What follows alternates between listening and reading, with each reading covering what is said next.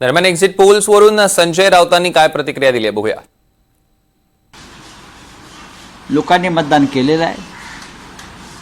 मतदान गुप्त असतं हे सगळ्यांना माहीत आहे. तरी काही लोक हे उपद्व्याप करतात आणि गोंधळ वाढवण्याचा प्रयत्न करतात. महाविकास आघाडी महाराष्ट्रात 26 तारखेला सत्तेवर येते आहे. 23ला निकाल लागतील. 26ला सरकार स्थापन करू. 23 तारखेलाच संध्याकाळपर्यंत आम्ही सत्ता स्थापनेचा दावा करू शकतो. महाविकास आघाडीला 160 ते 165 जागा आमच्या एकत्रित निवडून येत आहेत. त्याच्यामुळे ह्या एक्झिट पोलवरती कोणी विश्वास ठेवू नये. हे भारतीय जनता पक्ष, मिंदे गट यांचे एक फार मोठं षडयंत्र आहे. आतापर्यंत कोणते एक्झिट पोल खरे ठरले हा एक संशोधनाचा विषय आहे.